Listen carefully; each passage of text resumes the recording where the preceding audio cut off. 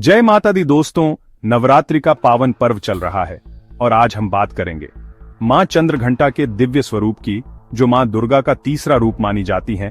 तो आइए इस खास मौके पर मां की महिमा और उनकी पूजा विधि को जानते हैं, ताकि आप भी उनकी कृपा के पात्र बन सकें। मां चंद्रघंटा का स्वरूप अत्यंत कल्याणकारी और शक्तिशाली है। इनका वाहन सिंह है और इनकी 10 भुजाएं हैं जो अलग अलग शस्त्रों से सुशोभित हैं। 4 भुजाओं में कमल का फूल, धनुष, जपमाला और तीर शोभा पाते हैं। 5वां हाथ भक्तों को अभय देने की मुद्रा में है, जबकि अन्य 4 हाथों में त्रिशूल, गदा, कमंडल और तलवार सुशोभित हैं। एक हाथ वरद मुद्रा में है।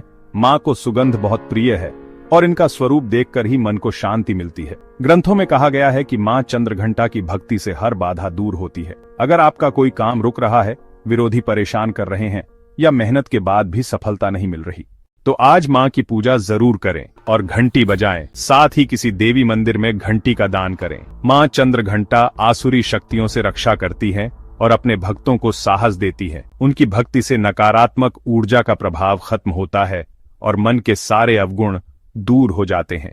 अब बात करते हैं मां चंद्रघंटा की संपूर्ण पूजा विधि की। नवरात्रि के तीसरे दिन सुबह स्नान कर स्वच्छ वस्त्र धारण करें। मां चंद्रघंटा का आह्वान करें।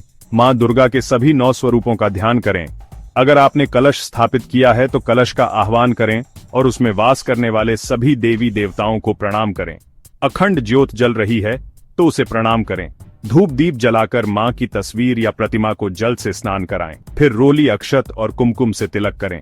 मां के चरणों में लाल पुष्प अर्पित करें। मां को लाल और पीला रंग बहुत प्रिय है, इसलिए इन रंगों का ज्यादा से ज्यादा इस्तेमाल करें। अगर ये रंग उपलब्ध न हो तो काले रंग को छोड़कर किसी भी रंग का प्रयोग कर सकते हैं। पूजा के दौरान इन मंत्रों का जाप करें। ओम देवी चंद्रघंटाय नमः प्रार्थना मंत्र है। पिंडज प्रवरारूढ़ा चंड को पास्त्र कैर्यता प्रसादम तनुते मह्यम चंद्रघंटेति विश्रुता। इसके बाद स्तुति मंत्र जपें या देवी सर्वभूतेषु मां चंद्रघंटा रूपेण संस्थिता नमस्तस्य नमस्तस्य नमस्तस्य नमो नमः मंत्र जाप के बाद मां चंद्रघंटा की कथा सुने या पाठ करें।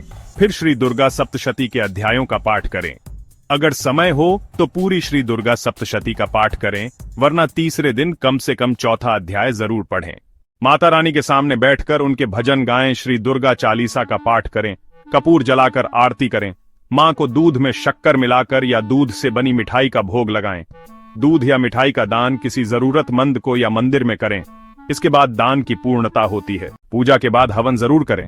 अगर सुबह समय न हो तो शाम को भी हवन कर सकते हैं। हवन के लिए गाय के गोबर का उपला लें, उसे आग में अच्छे से सुलगाएं। जब धुआं शांत हो जाए तो उस पर थोड़ा कपूर रखकर जलाएं।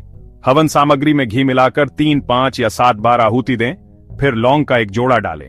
परिवार के प्रत्येक सदस्य के नाम से एक लौंग का जोड़ा अर्पित करें।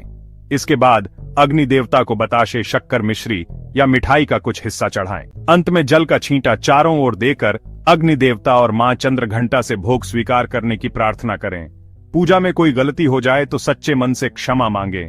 पूरा दिन उपवास रखें। अगर उपवास न रख रहे हों तो सात्विक भोजन करें। घर पर बना शुद्ध भोजन ही ग्रहण करें। झूठ, चोरी, पाप, हिंसा या नशे से पूरे नवरात्रि बचें।